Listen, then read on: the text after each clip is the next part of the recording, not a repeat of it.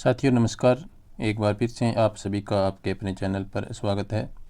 तो साथियों, जो सेकंड ग्रेड का एग्ज़ाम हुआ था दोबारा ग्रुप ए और बी का 30 जुलाई को जो हुआ था अभी, और 31 जुलाई को इसकी आंसर की है वो कल जारी कर दी गई थी। तो मॉडल आंसर की के आधार पर इस पेपर का अपने सॉल्यूशन कर रहे हैं। और ग्रुप ए का यह जीके का पेपर है, तो जो साथी पेपर का मिलान करना चाहते हैं तो वो इस पेपर से मिलान कर सकते हैं। ग्रुप ए का पेपर है वो अपने सॉल्यूशन करने जा रहे हैं और मॉडल आंसर की के आधार पर। तो अपने ज़्यादा कोई समय है वो ज़ाया नहीं करेंगे, सीधा आपको क्वेश्चन के बाद है वो आंसर है वो बताया जाएगा कि आरपीएससी ने कौन सा आंसर है वो मॉडल आंसर की में माना है। तो आइए शुरुआत करते हैं आज के वीडियो की और देखते हैं ग्रुप ए का सेकंड ग्रेड 2022 की वैकेंसी थी और 23 में जुलाई में इसका दोबारा अपने एग्ज़ाम हुआ है। तो उसकी मॉडल आंसर की के आधार पर अपने पेपर सॉल्यूशन कर रहे हैं। तो पहला क्वेश्चन है साथियों, खालिस्तान पर चित्रित पिछवाई नाथ द्वारा चित्रकला शैली का सजीव उदाहरण है। तो ऑप्शन आपके सामने है चमड़ा, कागज़, कपड़ा और लकड़ी। तो साथियों इसका आंसर माना गया है ऑप्शन नंबर 3 कपड़ा। नेक्स्ट क्वेश्चन देखिए, दूसरा क्वेश्चन, मोरबंदिया, पहरावना और ताड़ना नामक 3 प्रकार के विवाह किस जनजाति में प्रचलित है। तो साथियों ये विवाह है वो ग्रास्य जनजाति में प्रचलित है। ऑप्शन नंबर 3 यहाँ पर आपका आंसर होगा। नेक्स्ट क्वेश्चन देखिए, तीसरा क्वेश्चन, अक्षय तृतीया का त्यौहार है वो कब मनाया जाता है। तो साथियों अक्षय तृतीया का जो त्यौहार है वो बैसाख महीने की शुक्ल पक्ष की तृतीया को मनाया जाता है। तो ऑप्शन नंबर 1 यहाँ पर आपका आंसर होगा। नेक्स्ट क्वेश्चन है चौथा क्वेश्चन, लोक गायकी की 4 बेत शैली राजस्थान के किस नगर में प्रचलित रही। तो साथियों यह शैली है वो राजस्थान के टोंक जिले में प्रचलित रही थी। ऑप्शन नंबर 1 आपका यहाँ पर आंसर माना गया है। नेक्स्ट देखिए पांचवा क्वेश्चन, निम्न में से कौन सी रचना कान्हड़ देव और अलाउद्दीन खिलजी के आपसी संबंधों की जानकारी देती है। तो साथियों इस रचना का नाम है वीरमदेव सोनगरारी बात। ऑप्शन नंबर 2 आपका यहाँ पर आंसर होगा। नेक्स्ट देखिए, बिसलदेव रासो की रचना किसने की थी। तो साथियों एक आसान सा क्वेश्चन, काफ़ी बार ये रिपीट हो चुका है। तो साथियों बिसलदेव रासो की रचना है वो किसने की थी, इसका आंसर माना गया है ऑप्शन नंबर 4 नरपति नालय।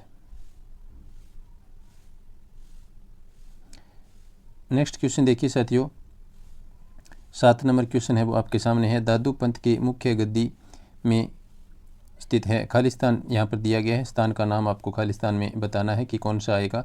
तो दादू पंथ की जो मुख्य गद्दी है वो साथियों नरेना में स्थित है। ऑप्शन नंबर 1 का यहाँ पर आपका आंसर होगा।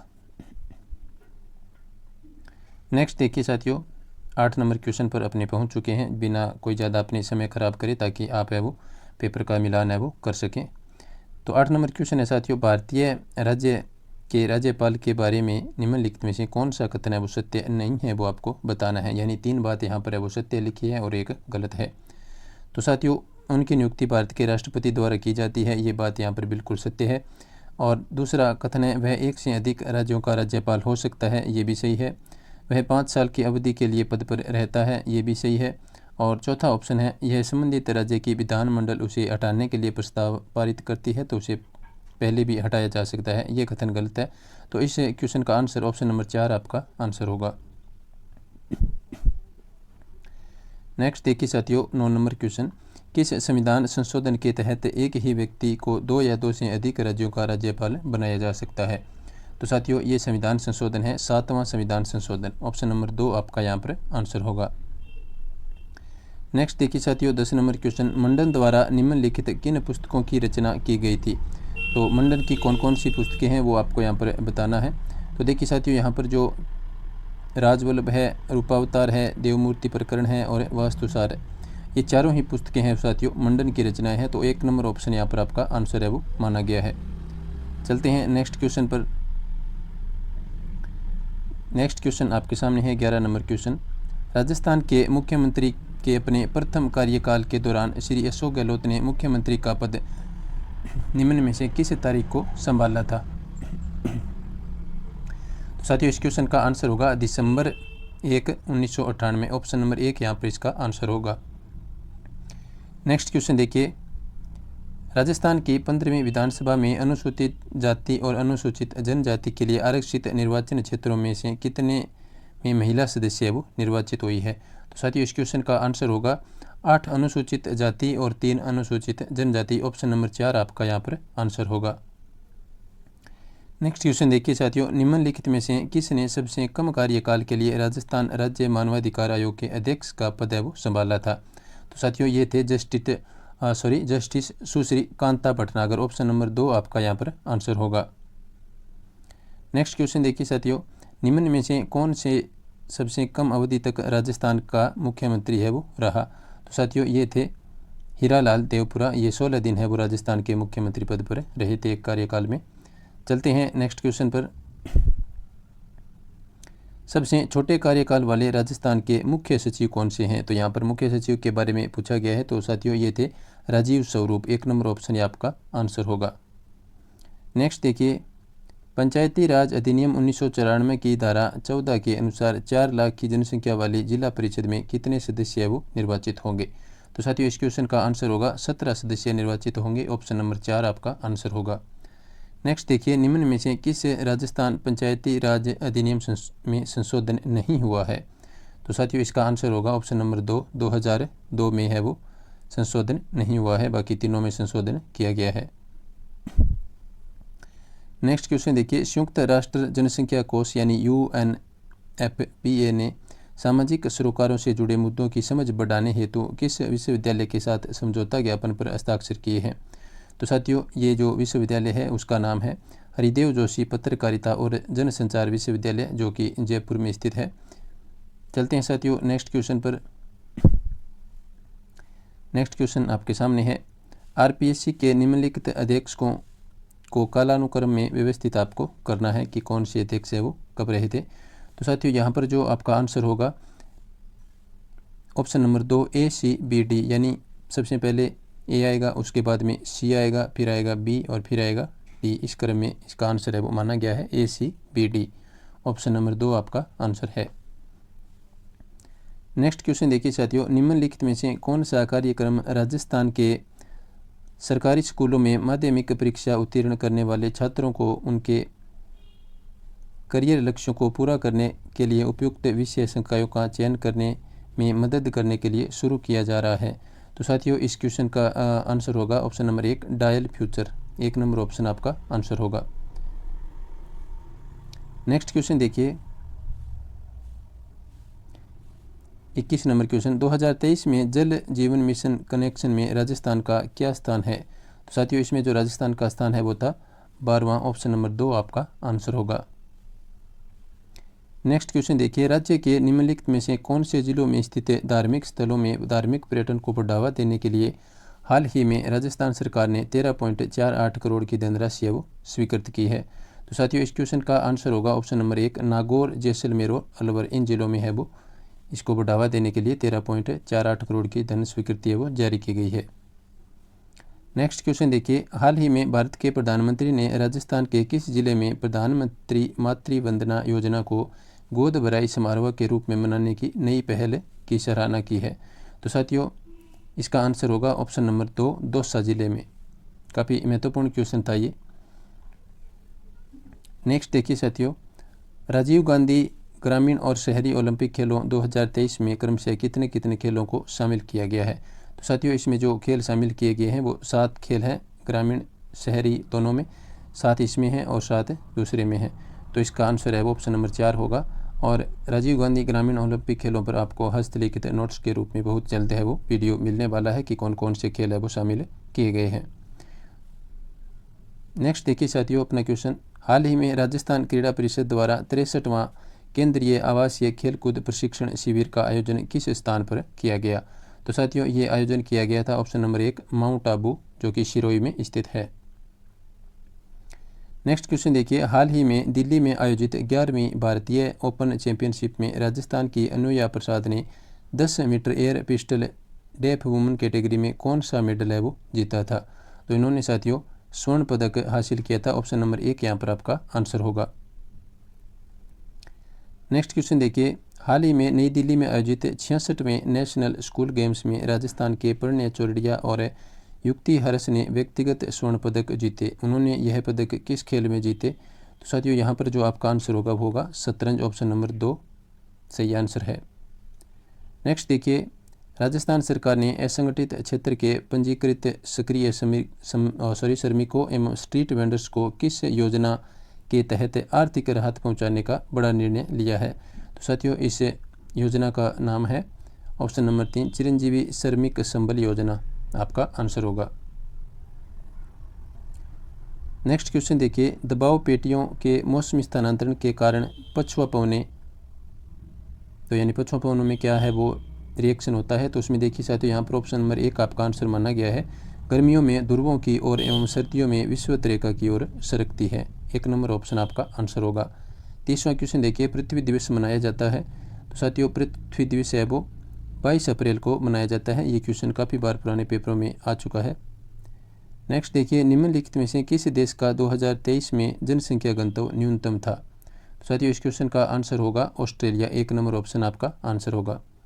नेक्स्ट देखिए, विश्व युवा रिपोर्ट 2005 के अनुसार निम्नलिखित में से कौन सा युवा जीवन पर वैश्वीकरण का प्रभाव नहीं है। तो साथियों इस क्वेश्चन का आंसर माना गया है वस्तुओं की सर्व उपलब्धता। ऑप्शन नंबर 4 आपका आंसर होगा। नेक्स्ट देखिए साथियों, नीचे दिए गए कूट की सहायता से सही युग्म का चयन का आपको करना है। तो इस क्वेश्चन का आंसर है साथियों ए और सी, यानी ए और सी है वो दोनों ही सही कूट है। प्रशांत महासागर कोरल सागर और सी है आर्कटिक कारा सागर, ये दोनों सही है, बाकी दोनों है वो गलत है।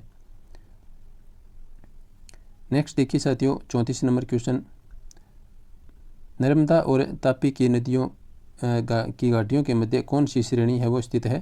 तो साथियों ये मैंने एक वीडियो डाला था भारत की ज्योग्राफी का, तो उसमें मैंने आपको बताया भी था कि इस प्रकार का क्वेश्चन है वो पूछा जाता है और सेम हूबहू ये क्वेश्चन है वो जहाँ से पूछा गया है, तो वो फैक्ट मैंने आपको बताया था उसमें, तो आप वहाँ पर जा कर के देख सकते हैं। भारत का भूगोल जो टॉप 70 फैक्ट है वहाँ पर मैंने इसका जिक्र किया था। नर्मदा और तापी की जो घाटियाँ हैं उसके मध्य जो हिमालय की जो श्रेणी स्थित है उसका नाम है साथियों सतपुड़ा। 4 नंबर ऑप्शन आपका आंसर होगा। नेक्स्ट देखिए, अंडमान और निकोबार द्वीप समूह में अधिकांशतः किस प्रकार के वन पाए जाते हैं।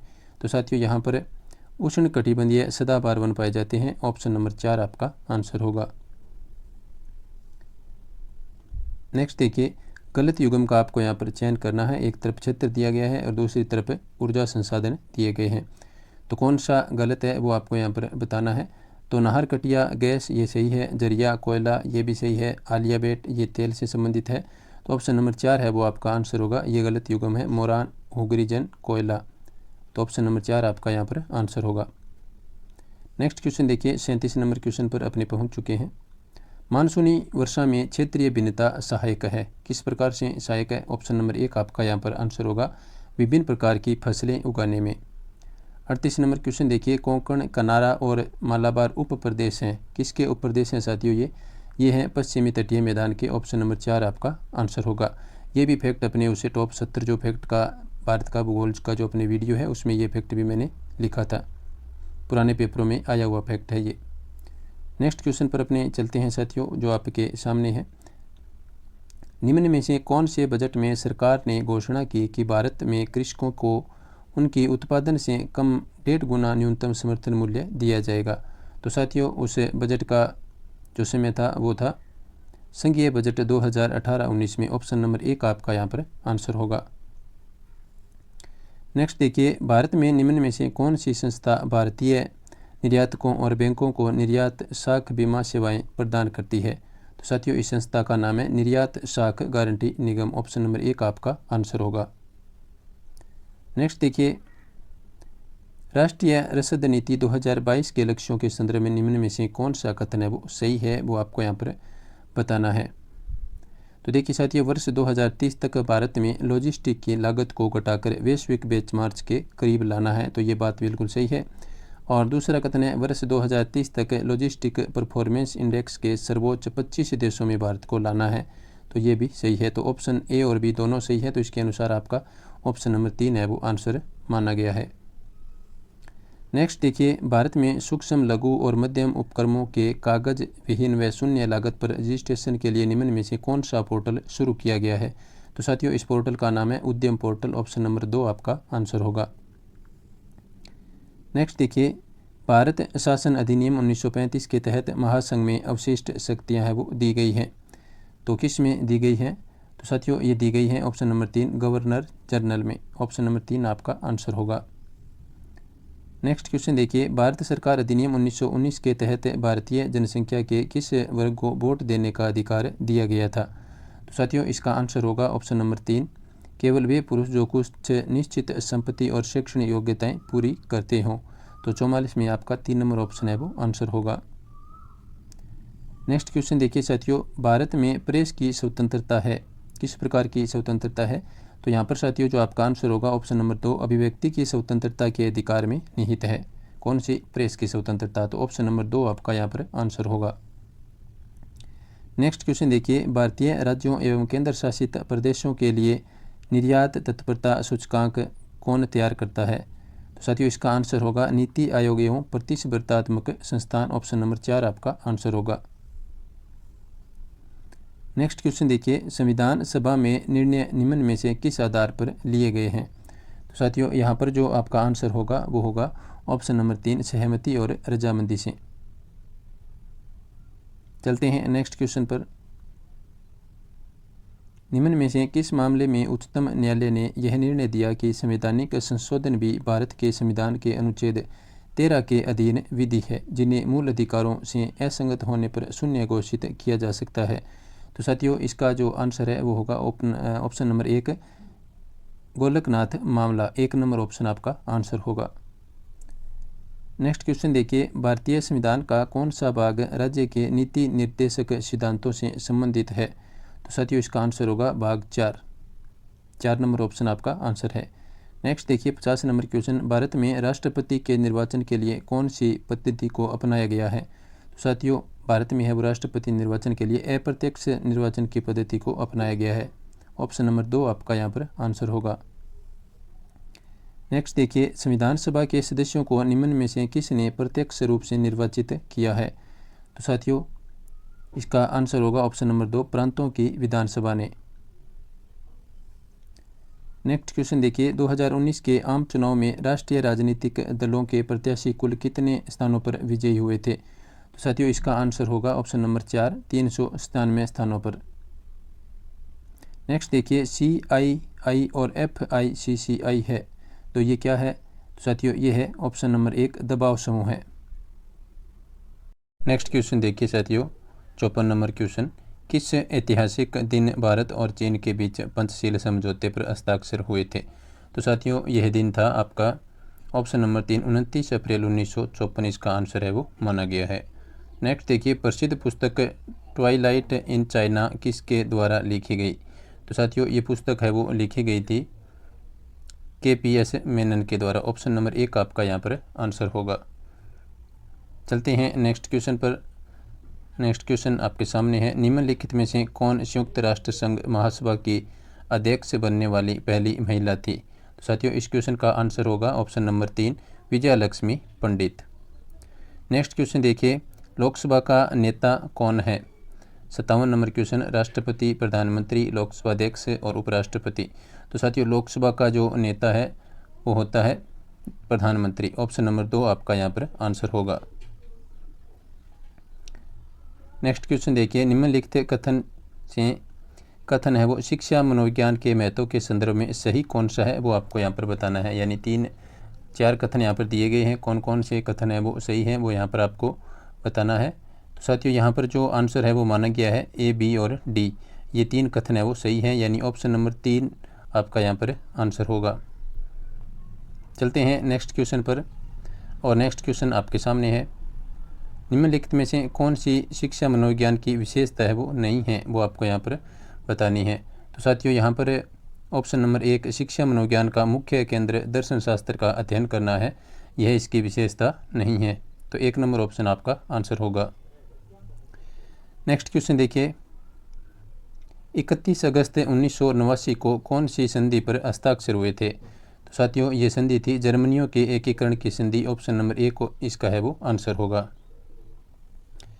नेक्स्ट क्वेश्चन देखिए, मनोविज्ञान से संबंधित, जीन पियाजे के संज्ञानात्मक विकास सिद्धांत की कौन सी अवस्था में विद्यार्थी वस्तुओं या क्रियाओं की प्रतिवर्तीयता को समझने लगता है?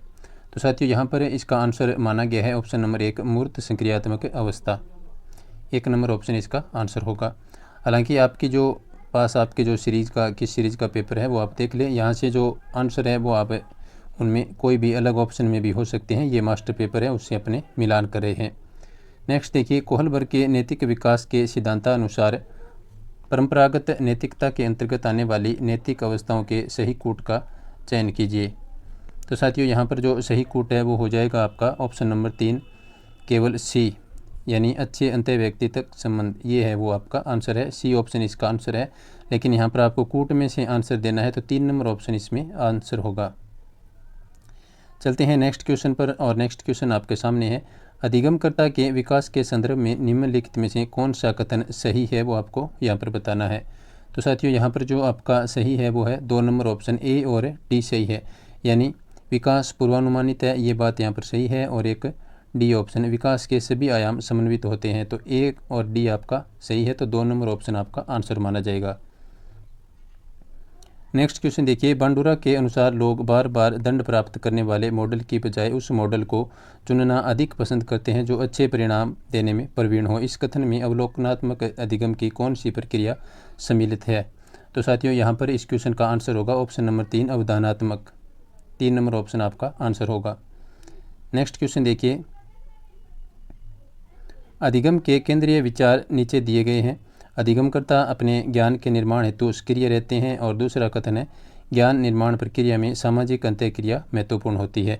तो यहाँ पर आपको बताना है उपरोक्त 2 केंद्रीय विचारों के आधार पर निर्मितवादी अधिगम के संदर्भ में कौन सा विकल्प है वो सही है। तो साथियों, यहाँ पर जो आपका विकल्प सही है वो है ऑप्शन नंबर 3 ए और बी दोनों आवश्यक है। नेक्स्ट क्वेश्चन देखिए, निम्नलिखित में से कौन सी अधिगम की सही विशेषता नहीं है, वो आपको बताना है। साथियों, यहाँ पर 66 नंबर क्वेश्चन में जो आपका आंसर माना गया है वो है थकान, परिपक्वता इत्यादि से होने वाले परिवर्तन को अधिगम कहा जा सकता है। ऑप्शन नंबर 4 इसका आंसर माना गया है। नेक्स्ट देखिए, व्यक्तित्व आकलन के लिए निम्नलिखित में से कौन सा परिस्थिति परीक्षण का उदाहरण नहीं है? तो साथियों, यहाँ पर जो आपका आंसर है वो है MMPI। ऑप्शन नंबर 4 इसका आंसर यहाँ पर माना गया है। और आप यदि आपके पास मास्टर पेपर वाली सीरीज़ है तो आपके लिए समय कम लगेगा, बाकी अन्य सीरीज है तो आप उत्तर को याद करके और कोई भी ऑप्शन में आपका उत्तर हो सकता है, तो आप इस ऑप्शन को ना देख करके आप उत्तर की तरफ ध्यान देवे। MMPI है वो आपका उत्तर है। दूसरी सीरीज में ये अलग क्रमांक पर आपको मिलेगा। नेक्स्ट देखिए साथियों, एक वृद्ध व्यक्ति हमेशा अपने पूर्व के जीवन की सफल उपलब्धियों के बारे में बताता रहता है। समायोजन क्रियाविधि का यह उदाहरण निम्नलिखित में से कौन सी अहम रक्षा युक्ति से संबंधित है? तो साथियों, इसका आंसर होगा प्रतिदमन। ऑप्शन नंबर 1 आपका आंसर होगा प्रतिदमन। नेक्स्ट देखिए साथियों, यहाँ पर आपको जोड़ों को मिलान करना है आपस में। परीक्षण एवं उनके निर्माताओं के अनुसार ग्रुप ए और ग्रुप बी का आपको मिलान करना है। तो साथियों, यहाँ पर जो आंसर माना गया है ऑप्शन नंबर 2 आपका आंसर होगा, यानी पोल अलोंग परीक्षण है वो अलेक्जेंडर, और दूसरे के साथ में 3 नंबर संस्कृति मुक्त परीक्षण ये केटल का है, और इसके बाद में सम्मिलन सिद्धांत ये है टर्मन का, और चौथा ऑप्शन है IQ सिद्धांत, और 3 नंबर के साथ में आएगा 4 नंबर ऑप्शन, ये देखिए इधर, और इसके बाद में IQ है टर्मन का। तो 2 नंबर ऑप्शन आपका यहाँ पर आंसर होगा। 2, 3, 4 और 1 जिस ऑप्शन में है वह आंसर होगा। नेक्स्ट क्वेश्चन देखिए, जुंग या फिर युंग भी इनको कहते हैं के अनुसार व्यक्तित्व की टाइपोलॉजी यानी रूप विज्ञान में समाज सेवी, राजनीतिज्ञ और व्यापार प्रबंधक यानी एग्जीक्यूटिव निम्न में श्रेणीबद्ध किए जा सकते हैं। तो साथियों, इस क्वेश्चन का आंसर होगा ऑप्शन नंबर 4 बहिर्मुखी। नेक्स्ट क्वेश्चन देखिए, एक व्यक्ति अपने स्वयं को समझने और प्रभावी रूप से अपने जीवन को निर्देशित करने की योग्यता रखता है। गार्डनर के अनुसार व्यक्ति निम्नलिखित में से किस प्रकार का फ्रेम ऑफ माइंड यानी मन की रूपरेखा रखता है? तो ये आपको यहाँ पर बताना है। तो साथियों, उस व्यक्ति में जो मन की जो रूपरेखा होती है वो होती है ऑप्शन नंबर 2 अंतराव्यक्तिक यानी अंतःव्यक्तिक कौशल। ऑप्शन नंबर 2 आपका आंसर होगा। नेक्स्ट क्वेश्चन देखिए, निम्नलिखित में से कौन सा अभिप्रेरणा का परिप्रेक्ष्य विद्यार्थी के व्यक्तिगत विकास, उसके अपने भाग्य चयन की स्वतंत्रता और सकारात्मक गुणों की क्षमता पर बल देता है? तो इसमें साथियों आपका आंसर होगा ऑप्शन नंबर 4 मानवतावादी। साथियों, आप क्लास को लाइक और शेयर अवश्य करें, और जो साथी चैनल पर पहली बार विजिट करें हैं वो इसी प्रकार के पेपरों का सॉल्यूशन देखने के लिए चैनल को सब्सक्राइब कर लें। नेक्स्ट क्वेश्चन देखिए साथियों, एक विद्यार्थी एक कोर्स के परीक्षण में अच्छे ग्रेड प्राप्त करने के लिए कठिन परिश्रम पूर्वक अध्ययन करता है, तो यह उदाहरण है। तो साथियों यह उदाहरण होगा बाह्य अभिप्रेरणा का। ऑप्शन नंबर 4 आपका आंसर है। नेक्स्ट क्वेश्चन देखिए साथियों, निम्नलिखित में से कौन सा बी के पासी द्वारा निर्मित सृजनात्मक परीक्षण का उप परीक्षण नहीं है, वो आपको बताना है। तो साथियों सामान्य उपयोग परीक्षण 2 नंबर यहाँ पर आंसर है वो माना गया है, जिसमें लिखा है सामान्य उपयोग परीक्षण। नेक्स्ट क्वेश्चन देखिए साथियों, निम्नलिखित प्रतिभाशाली बालकों को स्कूल में सफलता के लिए प्रोत्साहित करने के सर्वोत्तम तरीके के बारे में अनुसंधान सुझाते हैं कि, इसमें आपको बताना है कौन सा है वो अनुसंधान सुझाया जाता है। तो साथियों यहाँ पर जो आपका आंसर होगा वो होगा स्वयं के लिए अधिगम से प्रेम करने हेतु प्रोत्साहित करना, ऑप्शन नंबर 1। नेक्स्ट क्वेश्चन देखिए साथियों, एक व्यक्ति की एक उत्पाद के प्रति अभिवृत्ति लक्षित के वस्तुनिष्ठ गुणों के बारे में उसके विश्वासों पर आधारित है। अभिवृत्ति का यह घटक है। तो साथियों अभिवृत्ति का जो घटक है वो होगा संज्ञानात्मक, ऑप्शन नंबर 2 यहाँ पर आंसर माना गया है। नेक्स्ट देखिए, अपने स्वयं को अपने आंतरिक विचारों, भावनाओं और क्रियाओं के रूप में परिभाषित करने का एक तरीका आत्म प्रत्यय का दृष्टिकोण है। तो इसमें कौन सा है?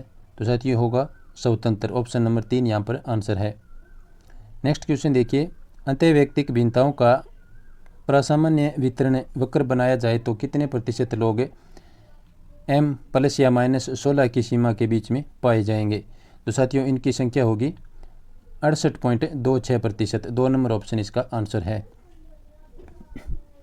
नेक्स्ट देखिए, निम्नलिखित में से राजस्थान के जिलों का कौन सा समूह दक्षिण पश्चिमी मानसून से औसत वर्षा के मात्रा के अनुसार आरोही क्रम में सही ढंग से व्यवस्थित है? तो साथियों यहाँ पर जो आंसर है वो होगा 2 नंबर ऑप्शन हनुमानगढ़, फिर जयपुर, फिर बूंदी और फिर बांसवाड़ा। नेक्स्ट क्वेश्चन देखिए, निम्नलिखित में से कौन सी नदियों का उद्गम मध्य प्रदेश में है? तो साथियों इस क्वेश्चन का आंसर होगा ए और सी जो नदियां हैं उनका मध्य प्रदेश में उद्गम है, यानी काली सिंध और पार्वती, ये 2 नदियां हैं वो इसके अंतर्गत आएगी। नेक्स्ट देखिए, निम्नलिखित में से राजस्थान के किस प्रकार के वन सर्वाधिक वर्षा वाले क्षेत्रों में पाए जाते हैं? तो साथियों इस क्वेश्चन का आंसर होगा शुष्क सागवान के वन है वो राजस्थान में सर्वाधिक क्षेत्र पर पाए जाते हैं। नेक्स्ट देखिए, आर्थिक सर्वेक्षण 2022-23 के अनुसार वर्ष 2021 से 22 में देश में मूंगफली उत्पादन में राजस्थान का कौन सा स्थान था? तो साथियों इस क्वेश्चन का आंसर होगा ऑप्शन नंबर 2, दूसरा स्थान था मूंगफली उत्पादन में। नेक्स्ट देखिए, राजस्थान में स्थित वागड़ नामक उबड़ खाबड़ सतह एवं विच्छेदित स्थलाकृति किस नदी कार्य के द्वारा निर्मित है? तो साथियों यहाँ पर जो आंसर होगा ऑप्शन नंबर 4, माही नदी के द्वारा निर्मित है। नेक्स्ट देखिए साथियों, जनगणना 2011 के अनुसार 2001 से 2011 तक सर्वाधिक शहरी दशकीय परिवर्तन दर प्रतिशत राजस्थान के निम्नलिखित किस जिले में पाई गई? तो साथियों इसका आंसर होगा ऑप्शन नंबर 2, अलवर में। नेक्स्ट क्वेश्चन देखिए, कौन सा सुमेलित नहीं है वो आपको यहाँ पर बताना है। तो देखिए साथियों इस क्वेश्चन में जो सुमेलित नहीं है वो ऑप्शन है ऑप्शन नंबर 2, सफ़ेद सीमेंट है वो निम्बाहेड़ा में नहीं है, बाकी तीनों ऑप्शन है वो सुमेलित है। तो 2 नंबर ऑप्शन सफ़ेद सीमेंट निम्बाहेड़ा ये गलत ऑप्शन है। नेक्स्ट क्वेश्चन देखिए, गलत युग्म इसमें आपको चुनाव करना है। तो 86 नंबर क्वेश्चन में देखिए साथियों ऑप्शन नंबर 3 है वो गलत है। अर्थुना मंदिर डूंगरपुर में नहीं है, बाकी तीनों ऑप्शन है वो सही है। तो अर्थुना मंदिर डूंगरपुर ये ऑप्शन गलत है। 87 नंबर क्वेश्चन देखिए, उन जिलों के समूह का चयन कीजिए जहां 2011 की जनगणना के अनुसार कुल जनसंख्या में अनुसूचित जनजाति की जनसंख्या का प्रतिशत 60% से अधिक था। तो साथियों ऐसे ज़िले थे ऑप्शन नंबर 2, बांसवाड़ा, डूंगरपुर और प्रतापगढ़, ये 3 ज़िले हैं इसका आंसर। नेक्स्ट क्वेश्चन देखिए, खेरी तथा लोही नस्लें हैं। तो साथियों खेरी और लोही नस्लें किसकी नस्लें हैं? तो इसका आंसर होगा ऑप्शन नंबर 4, क्रमशः भेड़ और बकरी की नस्लें हैं। खेरी भेड़ की है और लोही है वो बकरी की नस्ल है। साथियों ये अपने आंसर की जो मॉडल आंसर की जारी की है उसके साथ पेपर का मिलान कर रहे हैं, बिना कोई समय खराब करे तो आप पेपर का मिलान है वो कर सकते हैं। नेक्स्ट क्वेश्चन देखिए, किस अभिलेख में प्रतिहारों को सौमित्र लक्ष्मण से उद्भूत हुआ कहा गया है? तो साथियों इस क्वेश्चन का आंसर माना गया है ऑप्शन नंबर 1, ग्वालियर अभिलेख में उद्भूत हुआ कहा गया है। नेक्स्ट देखिए, ललित विग्रह राज नामक जो नाटक है इसके लेखक सोमदेव किस चौहान शासक के राजकवि थे? ये क्वेश्चन रिपीट हुआ है साथियों। पीछे भी ये पुराने पेपरों में पूछा गया है, तो इसका आंसर होगा विग्रहराज चतुर्थ। नेक्स्ट क्वेश्चन देखिए साथियों, सुल्तान अलाउद्दीन खिलजी का सेनापति जो रणथंभौर के किले की घेराबंदी के समय मारा गया था, तो इसका आंसर होगा ऑप्शन नंबर 3 नुसरत खां। नेक्स्ट क्वेश्चन देखिए साथियों, किस इतिहासकार ने हल्दी घाटी के युद्ध को गोगुंदा के युद्ध के नाम से पुकारा है? तो इस क्वेश्चन का आंसर हो जाएगा साथियों अब्दुल कादिर बंदायूनी। ऑप्शन नंबर 1 का इसका आंसर होगा।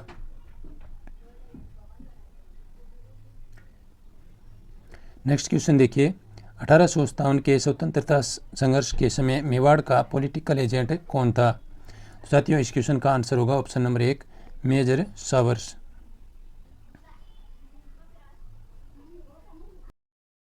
नेक्स्ट क्वेश्चन देखिए साथियों 94 नंबर, निम्नलिखित में से किस पुरास्थल के निवासी वस्त्र बुनाई की तकनीकी से परिचित थे? तो साथियों इस क्वेश्चन का आंसर होगा ऑप्शन नंबर 3 बेराट सभ्यता के निवासी। नेक्स्ट क्वेश्चन देखिए, चांदकर्ण शारदा और हरविलास शारदा राजस्थान में किस संस्था से संबंधित थे? तो साथियों ये संबंधित थे आर्य समाज से। ऑप्शन नंबर 2 यहाँ पर आंसर होगा। नेक्स्ट देखिए, 1911 एवं 1912 ईस्वी में गोविंद गुरु की गतिविधियों का केंद्र कौन सा था? साथियों इस क्वेश्चन का आंसर होगा ऑप्शन नंबर 3 बेड़सा।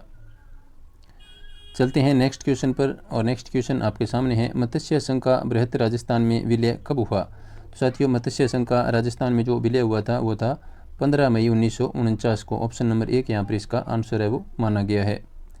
नेक्स्ट देखिए, निम्नलिखित में से कौन सा दुर्ग कोसवर्धन दुर्ग के नाम से भी जाना जाता है? तो साथियों ये है शेरगढ़ का दुर्ग। ऑप्शन नंबर 2 इसका आंसर है। नेक्स्ट क्वेश्चन देखिए, लोक देवता हरभुजी का मुख्य मंदिर है वो कहाँ पर स्थित है? तो साथियों ये मंदिर स्थित है बेंगटी जोधपुर में। और 6वां क्वेश्चन देखिए, 1942 में किस सत्याग्रही की जोधपुर जेल में भूख हड़ताल के दौरान मृत्यु हो गई थी?